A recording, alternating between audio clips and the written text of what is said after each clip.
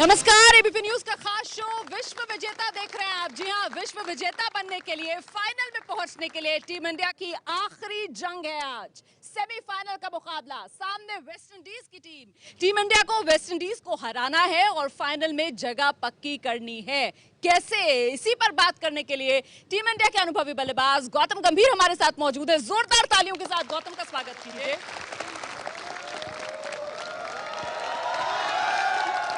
ये गौतम, उत्साह देख रहे हैं आप यहाँ पर दर्शकों में। सेमीफाइनल में पलड़ा साफ तौर पर टीम इंडिया का भारी है ना, उसी के लिए जोश यहाँ नजर आ रहा है। इंडिया को एडवांटेज है, बट वेस्ट इंडीज़ को आप हल्का नहीं ले सकते। जितने उनके पास फायर पावर है, जितनी उनके पास बिग हिटर्स हैं, और कहीं ना कहीं वो रिलिश करेंगे बॉम्बे में खेलना। अगर आप देखिए, उन्होंने जो अपना पहला मैच खेला था इंग्लैंड के अगेंस्ट, जो उन्होंने इंग्लैंड को हराया है, वो वानखेड़े में ही हराया था। उन्होंने 190 रन चेस करे थे। तो बेस्ट कंडीशंस है इंडिया में वेस्ट इंडियन बैट्समैन के लिए। छोटा ग्राउंड है, अच्छी विकेट, अच्छी बैटिंग विकेट है, बेस्ट बैटिंग विकेट है। इनफैक्ट इंडिया में अगर कोई है तो वो वानखेड़े है जी। तो ये वेस्ट इंडीज़ के पास सबसे अच्छी अपॉर्चुनिटी है। बिकॉज अगर आप वेस्ट इंडीज़ को नागपुर, दिल्ली या कोलकाता में खेल रहे होते तो मैं वेस्ट इंडीज़ को शायद 10 या 20% चांस भी ना देता। आज हम इसलिए उनको 20 या 30% चांस देते हैं, बिकॉज विकेट ऐसी और ग्राउंड ऐसा है जहाँ पर उनकी बिग हिटर्स को वो सूट करेगा। बिल्कुल, तो गेल का खतरा तो मंडरा रहा है, लेकिन टीम इंडिया के पास कौन है भारत के पास?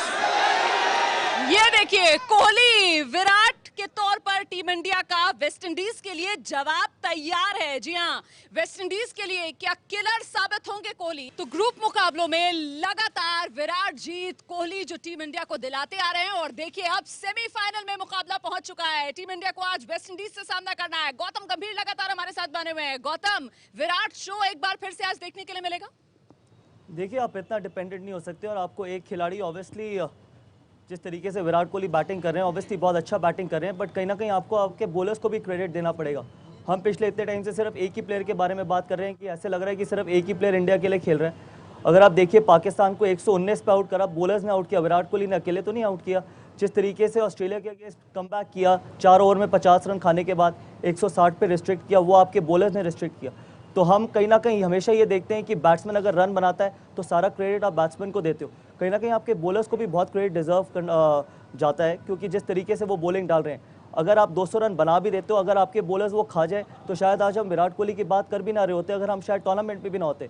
तो मुझे लगता है आपके बॉलर्स ने आपको ऑस्ट्रेलिया के अगेंस्ट भी कमबैक कराया, पाकिस्तान जैसी टीम को भी अगर उन्होंने 119 पे रोका, और फिर बांग्लादेश जैसी टीम को भी उन्होंने 145 पे रोका, से कम पे रोका, तो बॉलर्स को बहुत क्रेडिट जाता है। बट आपको फिर as a batting unit run बनाने पड़ेंगे। बैटिंग यूनिट आपका एक प्लेयर पे डिपेंडेंट है। कहीं ना कहीं आपको बॉलर्स ही हमेशा आपको टूर्नामेंट में कमबैक करवा रहे हैं, आपको टूर्नामेंट में बॉलर्स नहीं रखा हुआ है।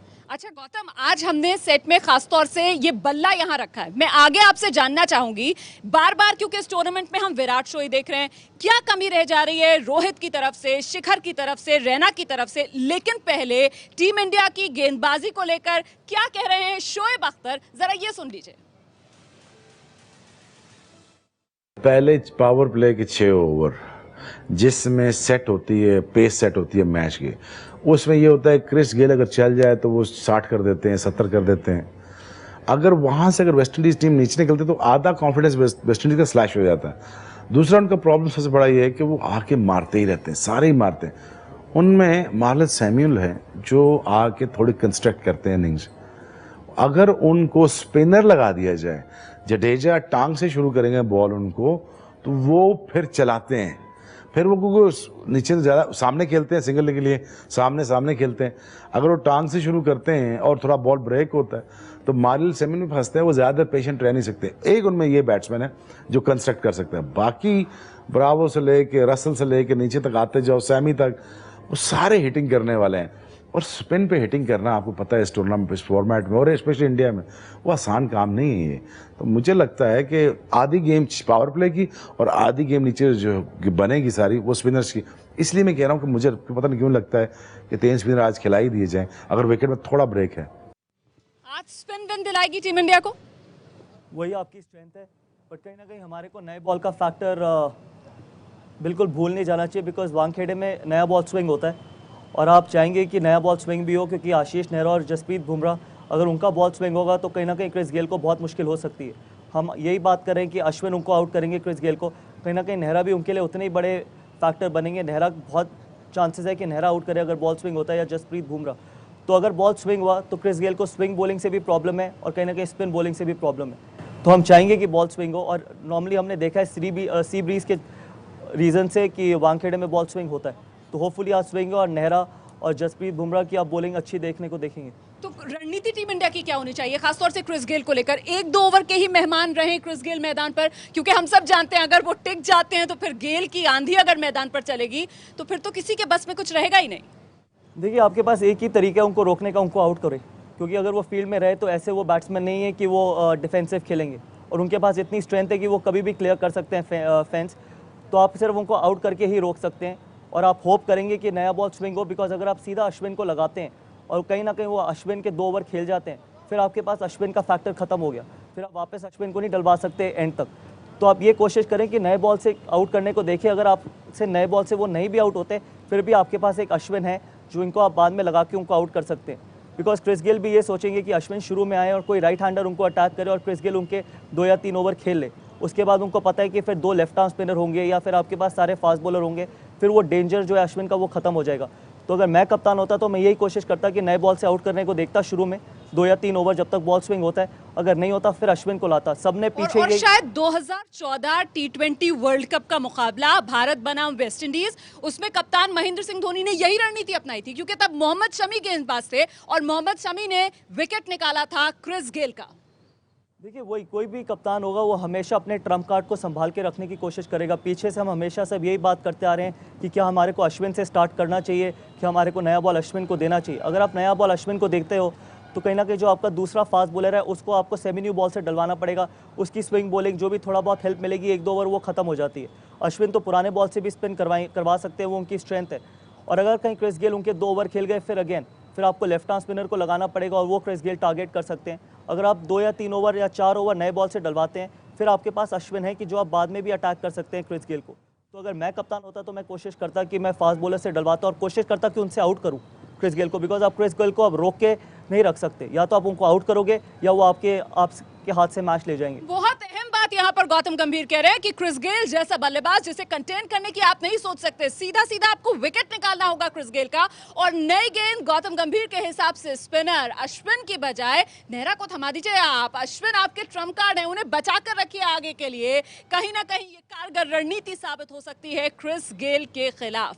लेकिन फिलहाल क्रिस गेल के खिलाफ टीम इंडिया के लिए एक और बड़ा एडवांटेज ये भी नजर आ रहा है कि क्रिस गेल का अगर दिन हो तो फिर कुछ भी हो सकता है। लेकिन दिक्कत यही है, स्थिरता नहीं है क्रिस गेल के खेल के अंदर, कंसिस्टेंसी नहीं है। ये एक बड़ा फैक्टर जो टीम इंडिया को एडवांटेज देता हुआ नजर आ रहा है। बिल्कुल, बट ऐसे खिलाड़ी जो इम्पैक्ट खिलाड़ी होते हैं उनसे आप कंसिस्टेंसी एक्सपेक्ट भी नहीं करते। आप उनसे एक्सपेक्ट करते हैं कि अगर वो 10 मैच में 4 या 5 मैच में चले तो वो 4 या 5 मैच आप जीतेंगे। कहीं ना कहीं अकेले क्रिस गेल आपको टूर्नामेंट नहीं जिता सकते, कहीं ना बाकी लोगों को भी कंट्रीब्यूट करना पड़ेगा। जैसे हम बात करते आ रहे हैं इंडियन टीम के बारे में कि विराट कोहली के अलावा भी बाकी बैटिंग यूनिट को कंट्रीब्यूट करना पड़ेगा। सेम वेस्ट इंडीज़ के साथ है कि अगर वेस्ट इंडीज़ को ये टूर्नामेंट में अच्छा करना है या फाइनल तक पहुंचना है तो उनको कंट्रीब्यूशन चाहिए उनके कप्तान से, एंड्रे रसल से, ब्रावो से, और वही क्रिस गेल के ऊपर से प्रेशर हटाएंगे। अगर आप सारा प्रेशर क्रिस गेल पे डाल देंगे तो क्रिस गेल को पहले छोर में रन भी बनाने हैं, टीम को भी जिताना है, लंबा स्कोर भी बनाना है, तो फिर बाकी खिलाड़ियों का फायदा ही क्या है टीम में होने का। बिल्कुल, और यही मंत्र टीम इंडिया पर भी लागू होता है जो हम लगातार बात करते रहे कि विराट कोहली, उन्हीं पर सब दबाव, उन्हीं पे सारी उम्मीदें। ऐसे में रोहित और शिखर की अगर बात की जाए, ये बल्ला आपके सामने है, जरा आप बता पाएंगे दर्शकों को कि आखिरकार कमी कहां हो रही है, बार बार चूक कहां हो रही है इन बल्लेबाजों से? देखिए, कहीं ना कहीं मुझे लगता है कि शिखर के साथ प्रॉब्लम है कि शिखर अगर एक्सपेक्ट करते हैं शॉर्ट बॉलिंग पूरा टाइम तो कहीं आपकी मूवमेंट आगे ख़त्म हो जाती है, आप आगे जाने को नहीं देखते। और आपके अगर दिमाग में सिर्फ ये रहेगा कि बॉलर शॉट डालेंगे तो आपकी सारी जो फुट मूवमेंट है बहुत रिस्ट्रिक्टेड हो जाती है। और जब भी आपकी फुटवर्क रिस्ट्रिक्टेड हो जाता है कहीं ना कहीं आप बहुत ज़्यादा, क्या होता है कि आप बॉलर को बहुत ज़्यादा एरिया दे रहे हो जहाँ पर वो आपको आउट कर सकता है। और T20 एक ऐसा फॉर्मेट है जहाँ पर आपको बॉल की तरफ जाना बहुत ज़रूरी है। अगर आप बॉल की तरफ जाओगे तभी आप अपने ऑप्शंस खोल सकते हो। अगर आप बॉल की वेट करोगे, आप सिर्फ ये एक्सपेक्ट करोगे कि बॉलर आपको रूम दे, आपको बाउंसर ना डाले, तो फिर आपका सिर्फ एक ही एरिया रह गया, वो आपका स्क्वायर ऑफ द विकेट है। जो लास्ट मैच में भी हमने शिखर के साथ देखा कि शिखर को उन्होंने एक बाउंसर मारा और शिखर कमिट हो गए। उससे पहले अच्छी बैटिंग करे थे, अच्छा बैटिंग विकेट था। तो कहीं ना कहीं आपको अपनी ऑप्शंस खोल के रखनी पड़ेगी और आपको गेम प्लान के साथ जाना पड़ेगा। गेम प्लान बहुत ज़्यादा इंपॉर्टेंट है कि अगर आपको पता है कि आप तेज़ी से रन बना रहे हो तो आपको पार्टनरशिप भी बहुत इंपॉर्टेंट है। ऐसा नहीं आप हर शॉट खेलने को देखोगे उस टाइम अगर आप पार्टनरशिप बनाते, अगर आपके ऊपर से जल्दी ना आउट होते, अगर आपने 6 ओवर में 40 रन पे नो लॉस होते, तो शायद हमारा मैच कभी फंसता ही ना, कभी वो 13 या 14 रन तक एवरेज आती ना, जो रन रेट एक टाइम पे आ गई थी और सबको लग रहा था कि इंडिया के लिए मुश्किल हो जाएगी। कहीं ना कहीं आपको अपना गेम प्लान पता होना चाहिए, आपको अपनी स्ट्रेंथ्स पता होनी चाहिए। ये ज़रूरी नहीं है हर फॉर्मेट में कि आप हर शॉट खेलो। अगर आपको पता है कि आपकी शॉट बॉलिंग स्ट्रेंथ नहीं है और आप इतनी बार आउट हुए हो, तो कहीं ना कहीं आपको उसका दूसरा तोड़ निकालना ही पड़ेगा। मुझे लगता है शिखर को बॉल की तरफ जाना बहुत ज़रूरी है रादर देन वेट करने के। T20 फॉर्मेट में टेस्ट क्रिकेट शिखर अभी वेट कर रहे हैं गेंद का, वो इंतजार करते हैं कि गेंद मुझे उनके ये लग पास रहा है आए। कि वो उनके दिमाग में शॉर्ट पिच बॉलिंग बहुत ज़्यादा है कि बॉलर शॉट डालेगा, बॉलर शॉट डालेगा। और जब किसी भी बैट्समैन के दिमाग में ये होता है कि बॉलर शॉट डालेगा, तो वो कहीं ना कहीं आगे नहीं जाता, वो फिर यहाँ पर वेट करता है। और जब वो वेट करता है तो फिर उसके पास ऑप्शंस बहुत लिमिटेड हो जाती हैं। जब आप बॉल की तरफ जाने को देखते हो तो फिर आपके लिए पूरा फील्ड है। ये रोहित, आप मुझसे अगर बात करें रोहित मुझे लगता है it's more of a mental problem than a technical problem, क्योंकि रोहित के पास इतनी एबिलिटी है। रोहित शायद इंडियन टीम में बेस्ट प्लेयर होंगे शॉर्ट पिच बॉलिंग के। हमने वो ऑस्ट्रेलिया में भी देखा है, हमने हर बाउंसी विकेट पे देखा है कि कैसे वो कट और पुल खेलते हैं। शायद बेस्ट बैट्समैन होंगे इंडियन टीम में एट द मोमेंट, जो शॉर्ट बॉल बहुत अच्छा खेलते हैं। रोहित को अपना गेम प्लान समझना बहुत ज़रूरी है। रोहित को ये समझना ज़रूरी है कि रोहित अगर पहले 6 ओवर में बहुत तेज़ी से नहीं भी रन बनाते तो वो बाद में कवर कर सकते हैं। अगर आप ये देखेंगे कि मैं तेज़ी से रन बनाऊँ, तो कहीं ना कहीं आप ऑपोजिशन को चांस दे रहे हैं। और रोहित शर्मा एक ऐसा प्लेयर है जिसके पास इतनी एबिलिटी है कि वो अगर आपके लिए 10 ओवर खेलेगा या 12 ओवर खेलेगा, तो आप 10 में से 9 बार मैच जीतोगे, चाहे कोई भी टारगेट हो। मैंने नहीं देखा कि रोहित शर्मा अगर 12 या 13 ओवर तक खेला है किसी भी मैच में और किसी भी टीम के लिए कि टीम हारी हो। तो रोहित को ये प्लान बनाना पड़ेगा कि उनको 8 या 10 ओवर तक खेलना पड़ेगा। आप पूरे टूर्नामेंट में देखिए, रोहित शायद 6 ओवर तक गए नहीं, 6 ओवर से पहले ही आउट हो गए हैं सारे मैचेस में। जितनी एबिलिटी उनके पास है, टेक्निकली आप ज़्यादा उनके बारे में बात नहीं कर सकते, बिकॉज टेक्निकली आई थिंक जिस तरीके की वो बैटिंग कर रहे हैं और जिस तरीके के वो फॉर्म में थे पीछे, हमारे को लग रहा था I think overall complete batsman है। हर तरीके की बैटिंग करते हैं, शॉर्ट बॉलिंग अच्छी खेलते हैं, ऊपर से अच्छा मारते हैं, स्पिन अच्छी खेलते हैं। तो कहीं ना कहीं टेक्निकल से ज़्यादा मेंटल प्रॉब्लम है कि बिल्कुल प्रतिभावान ये खिलाड़ी, इसमें कोई शक नहीं हो सकता है, और दुनिया में अपना सिक्का जमा चुके हैं खिलाड़ी। लेकिन फिलहाल यही दिक्कत इनमें देखने के लिए मिल रही है, कुछ दबाव में नजर आ रहे हैं। और सुरेश रैना भी शायद ये कि जल्दी जल्दी रन बटोरे, विस्फोटक बल्लेबाजी करने के लिए बेचैनी इनमें नजर आ रही है। I think Suresh Raina exactly the same. Suresh Raina को मुझे लगता है कि वो पूरा टाइम ये सोच रहे हैं कि बॉलर उनको देख के शॉर्ट बॉलिंग डालेगा। कई बार आप जब ये सोचते हैं कि शॉर्ट बॉलिंग डालेगा, तो आप शॉर्ट बॉलिंग पे आउट नहीं होते, आप आगे वाली बॉल पर आउट हो जाते हैं। क्योंकि अगर आप पीछे वेट कर रहे हैं और जब बॉल आगे गिरती है, तो फिर आप आगे जाने का आपके पास टाइम नहीं है। कोई चीज़ अगर 145 की स्पीड पे या 150 की स्पीड पे आएगी और आप पीछे वेट करेंगे, तो आपके पास इतना टाइम नहीं है कि आप आगे चले जाएं। कहीं ना कहीं आप अगर शॉर्ट पिच बॉलर बॉल डालेगा भी, कहीं ना कहीं फिर भी आपको आगे जाने को देखना पड़ेगा। जाना ज़रूरी नहीं है, लेकिन जाने को देखना पड़ेगा। इसमें फ़र्क है कि कई लोग कमिट हो जाते हैं आगे और फिर पीछे नहीं आ पाते। कई लोग आगे जाने को देखते हैं जिससे वो सारी ऑप्शंस खोल के रखें। मुझे लगता है सुरेश रैना अगेन जो शिखर वाली प्रॉब्लम है कि अगर आप पीछे वेट करते रहोगे, शॉर्ट पिच बॉलिंग के बारे में सोचते रहोगे, तो कहीं ना कहीं मैक्सिमम टाइम आपको आगे की बॉल आउट करेगी। और फिर अगर आप पीछे की वेट कर रहे हो, तो शॉर्ट बॉलिंग भी आप इतनी अच्छी नहीं खेल सकते। आपने पीछे देखा कि जब वो बाउंसर पे आउट हुए, बाउंसर इतना हाई बाउंसर था, कहीं ना कहीं वो वेट कर रहे थे, सारा वेट उनका पीछे था। आपका वेट तब भी आगे ही रहना पड़ेगा अगर आपको शॉर्ट बॉलिंग खेलनी है या आप फ्रंट फुट पे खेलना है। मतलब आप ये कह रहे हैं कि अपना दिमाग खुला रखना होगा, नजरिया खुला रखना होगा, किसी भी गेंद को लेकर पहले से ही अज्यूम नहीं कर लेना होगा, गेंदबाज को लेकर अज्यूम नहीं कर लेना होगा कि ये तो ऐसी गेंद आने वाली है और उसका इंतजार आप करते रहे। देखिए, एक स्पोर्ट्समैन का और एक बैट्समैन का दिमाग ना बहुत डिफरेंट तरीके से चलता है जी। मैं आपको ये बताने की कोशिश करता हूँ, कोई भी एक ऐसा बैट्समैन हो जो 4 या 5 बार एक शॉट पर आउट होता है, तो उसके दिमाग में पूरा दिन क्या पूरी रात भी ये चीज़ चलती रहती है कि यार शायद मेरे को सारी ऑपोजिशन वहीं पे बॉल डालने को देखेगा, वहीं डालेंगे। अगर वो नहीं भी डाल रहे, तब भी उनके दिमाग में होता है कि ये शायद सबको लग रहा है मेरा वीक पॉइंट है, यहाँ पर मुझे आउट करने को देखेंगे, मैं क्या कर सकता हूँ, क्या नहीं कर सकता। तो कहीं ना कहीं अगर सुरेश रैना को पता भी है कि लोग उनको शॉट डालने को देखेंगे, आपके पास फ्रीडम है। T20 फॉर्मेट ऐसा नहीं है कि टेस्ट क्रिकेट की तरह कि आपको पूरा दिन वो शॉर्ट पिच बॉलिंग डाल सकते हैं। T20 में आपको मैक्सिमम ओवर में एक शॉर्ट बॉल डाल सकते हैं, वो भी सर की हाइट पे, उसके बाद आप बाउंसर नहीं डाल सकते। तो अगर आपके दिमाग में है कि सारे लोग आपको शॉर्ट पिच बॉलिंग ही डालेंगे, तो फिर आपने अपना फुटवर्क बिल्कुल रिस्ट्रिक्ट कर दिया है और मैक्सिमम टाइम आप आगे की बॉल पर ही आउट होगे।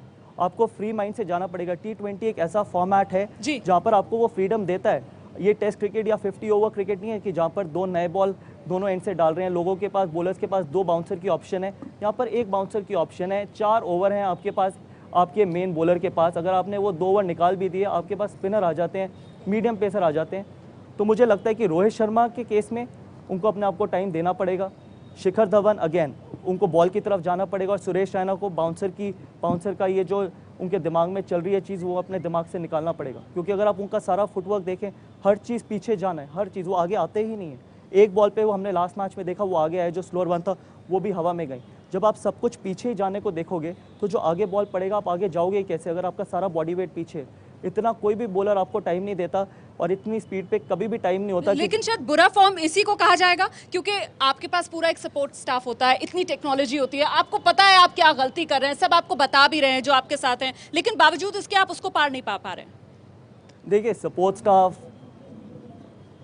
आपका, अगर आप वीडियो मैं बस 1 मिनट आपसे जवाब लूंगी। इस बीच दर्शकों को बड़ी खबर दिखा रहे हैं। टीम इंडिया के खिलाड़ी जो होटल से निकल गए हैं स्टेडियम के लिए, वानखेड़े स्टेडियम में शाम 7 बजे से ये मुकाबला होगा। धोनी और उनके धुरंधर होटल से निकल गए हैं स्टेडियम जाने के लिए।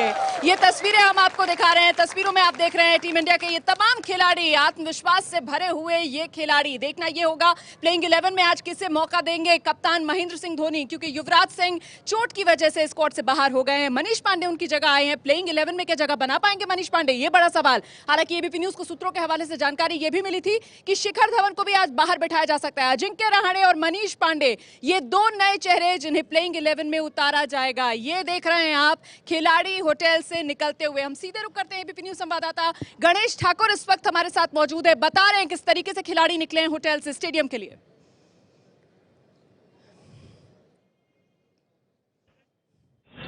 देश में हर तरफ क्रिकेट फीवर है, और मुंबई के वानखेड़े स्टेडियम के बाहर भी अब लोगों का, जो दर्शक हैं, उनका आना शुरू हो गया है। पूरी तरह से ब्लीड ब्लू या ब्लू रंग में, नीले रंग में स्टेडियम का ये परिसर रंगा है। आप देख सकते हैं यहाँ पर ये सारे बच्चे हैं, यहाँ पर पूरा परिवार यहाँ पर आया है। आज इंडिया जीतेगी। किसको परफॉर्म करने देखना चाहते हैं, कौन अच्छा खेलेगा? विराट धोनी और रैना को चलना चाहिए थोड़ा, इतने मैचेस के बाद। रोहित, धवन, सब। रोहित तो मुंबई का है, आप मुंबई का। मुंबई तभी भी अपने होम टाउन पे तो अच्छे से खेलना चाहिए। होम टाउन पे आप देख सकते हैं कलर्स लेके आए हैं, पगड़ी यहाँ बांधी है, तिरंगे की पगड़ी यहाँ पर है। कितनी तैयारी हुई, कितने दिन से तैयारी कर रहे हैं? इसकी तैयारी तो कम से कम 2 महीने से चल रही है। इसके पहले हम मोहाली गए थे, मोहाली की टिकट भी हमारे पास थी, तो मोहाली पे भी हमने सेम पगड़ी पहनी थी। ये साफा है जोधपुर का, ये जोधपुर का साफा है। तिरंगे में हमने इसको अभी रिसेंटली 10 दिन पहले ही इसको हमने डाई करवा के तैयार करवाया है। और आपने धोनी लिखा है, आज धोनी कितने छक्के मारेगा उम्मीद रखते हैं?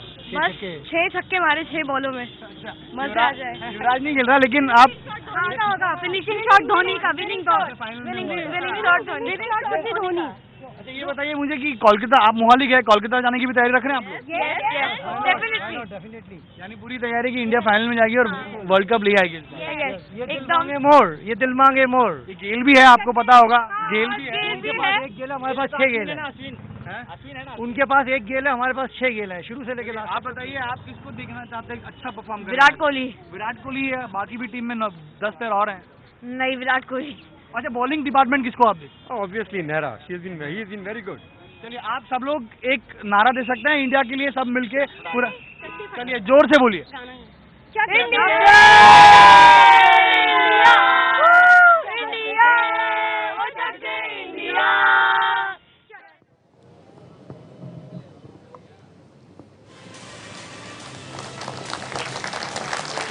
तो ये सुना आपने टीम इंडिया के फैंस के दिल का हाल।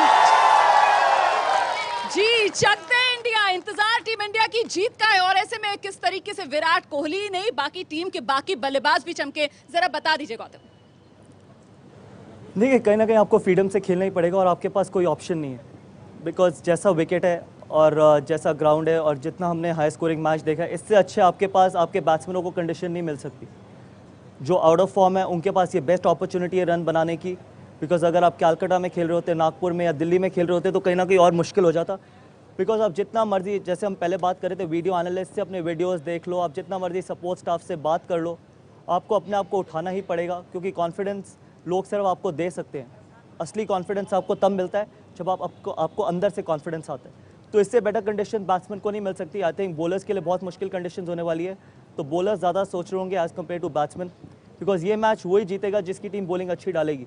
ऐसा नहीं है कि वेस्ट इंडीज़ इस विकेट पे रन नहीं बनाएगी, वेस्ट इंडीज़ भी रन बनाएगी, इंडिया भी रन बनाएगी। जी, जिसकी बॉलिंग अच्छा बॉल डालेगी, जिसकी बॉलिंग क्रंच सिचुएशंस या इंपॉर्टेंट ओवर्स अच्छे डालेगी, वो टीम ज़रूर जीतेगी ये मैच। बिकॉज हमने देखा है 238 रन भी इस ग्राउंड में चेज़ हुए हैं, और वो भी इंग्लैंड जैसी बॉलिंग के अगेंस्ट चेज़ हुए हैं, सॉरी साउथ अफ्रीका जैसी बॉलिंग के अगेंस्ट चेज़ हुए हैं। जी। तो साउथ अफ्रीका की बॉलिंग बहुत अच्छी है, तो इंडिया की भी बॉलिंग को obviously will be under pressure, तो जो अच्छी बॉलिंग डालेगा वो जरूर जीतेगा। बिल्कुल। तो बल्ले के बाजीगरों की तो हम लगातार बात कर रहे हैं, लेकिन गेंदबाजी निर्णायक रह सकती है इस मुकाबले में, और किस तरीके से मनोज तिवारी शुभकामनाएं टीम इंडिया को दे रहे हैं, आइए जरा ये दिखाते हैं आपको। दिल कह रहा है वो सुन रहा है, दिल कह रहा है मेरा मौला सुन रहा है, मेरा बाबा सुन रहा है, अरे होने वाली फिर अनहोनी है, जीत के आने वाला धोनी है, धोनी है। जीत के आने वाला धोनी है। लेकिन फिलहाल अपडेट के लिए हम सीधे रुक करते हैं न्यूज रूम से। विवेक हमारे साथ हैं। विवेक। जी हाँ रोमाना, आपको बताया सबसे अहम चीज़ जो यहाँ पर भारत और वेस्टइंडीज़ के सेमीफाइनल से पहले कि उसी पिच पर मैच खेला जाएगा जहाँ पर फिलहाल वेस्टइंडीज़ की विमेंस टीम और न्यूजीलैंड टीम का सेमीफाइनल हो रहा है। और सबसे अहम चीज़ यहाँ पर यह है कि यहाँ पर बॉल स्लोअर बॉलर्स को, स्पिनर्स को थोड़ा बॉल रुक के आ रहा है, थोड़ा सा ग्रिप ज़रूर मिल रहा है, ये शायद एक अच्छी खबर होगी। लेकिन सबसे अच्छी चीज़ ये है, और गौतम बिल्कुल नहीं भूलेंगे उस चीज़ को, 2007 में पहला मैच भारत अपना मैच, एक ही मात्र मैच जो हारा था वो न्यूजीलैंड से हारा था। टूर्नामेंट के पहले ही मैच में वेस्टइंडीज़ के गेल ने 100 किया था और न्यूजीलैंड उस साल सेमीफाइनल से बाहर हो गया था। तो एक बार फिर वही चीज़ दोहराया गया है, और उम्मीद सबको यही है कि 2007 की तरह इस बार 2016 में एक बार फिर इंडिया T20 वर्ल्ड कप जीतेगा। जी आइए जल्दी से सर आप दर्शकों को हम ले चलते हैं। मेरे सहयोगी कुंतल चक्रवर्ती इस वक्त हमारे साथ मौजूद हैं। कुंतल तस्वीरें दिखा रहे हैं जिस वक्त खिलाड़ी होटल से निकले थे स्टेडियम जाने के लिए। कुंतल।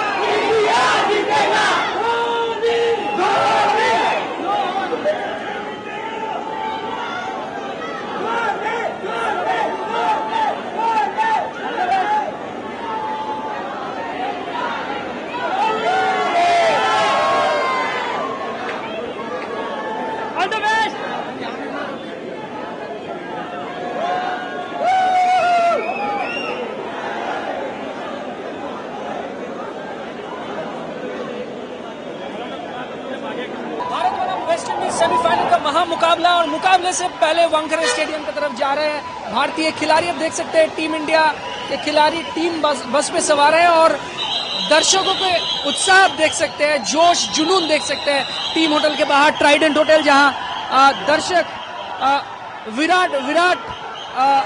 विराट कोहली का नाम सबसे ज्यादा पुकार रहे थे और विराट शोर आप सुन सकते हैं। जिस तरह से भारतीय समर्थक पूरे टीम इंडिया का हौसला बढ़ाते हुए और भारतीय खिलाड़ी टीम बस पे सवार है और टीम बस ट्राइडेंट होटल से अभी निकल रही है। बिल्कुल, यह भारतीय समर्थक भी है, वो कह रहे हैं कि विराट का दिन हो सकता है और एक बार फिर से। लेकिन ये भी भारतीय जो बल्लेबाज है, बाकी जो भारतीय बल्लेबाज है, उनको भी ये देखना है कि वो किस तरह से अच्छा प्रदर्शन करे, क्योंकि हर मैच में सिर्फ विराट कोहली प्रदर्शन कर रहे हैं और टीम इंडिया के बाकी जो बल्लेबाज है वो फ्लॉप हो रहा है। लेकिन आज शायद टीम में जो तब्दीली देखने को मिलेगा, अजिंक्य रहाणे और मनीष पांडे वो किस तरह का खेलते हैं वो देखना है। टीम बस फिलहाल वानखेड़े के स्टेडियम की तरफ जा रहा है। आप देख सकते हैं भारतीय खिलाड़ी और समर्थकों के जोश और जुनून आप देख सकते हैं। धीरे धीरे टीम बस वानखेड़े स्टेडियम की तरफ जा रहा है और महामुकाबला वेस्ट इंडीज के खिलाफ टीम इंडिया खेलेगी महामुकाबला विश्व कप T20 विश्व कप का सेमीफाइनल मैच और उस मुकाबले से पहले बिल्कुल कॉन्फिडेंट लग रही है टीम इंडिया। आप देखना ही होगा ये मुकाबला जीतकर कोलकाता में फाइनल का टिकट पक्का कर सकती है या नहीं टीम इंडिया। लेकिन जिस तरह से टीम इंडिया अभ्यास किया, जिस तरह से टीम बस में चढ़ते वक्त बॉडी लैंग्वेज दिख रहा है टीम इंडिया के खिलाड़ियों का, उससे तो यही पता लग रहा है कि टीम इंडिया बिल्कुल कॉन्फिडेंट है सेमीफाइनल मुकाबले से पहले। कैमरामैन योगेंद्र के साथ कुंतल चक्रवर्ती, एबीपी न्यूज, मुंबई। जी, तो धोनी की सेना निकल गई है वानखेड़े स्टेडियम के लिए और देखिए अब से करीब 1 घंटे के बाद टॉस होने वाला है इस महामुकाबले के लिए और शाम 7 बजे मतलब करीब 1.5 घंटे के बाद ये महामुकाबला शुरू हो जाएगा। सेमीफाइनल की ये जंग, फाइनल में पहुंचने के लिए गौतम गंभीर लगातार हमारे साथ यहां पर बने हुए हैं, बता रहे हैं टीम इंडिया को जीत के मंत्र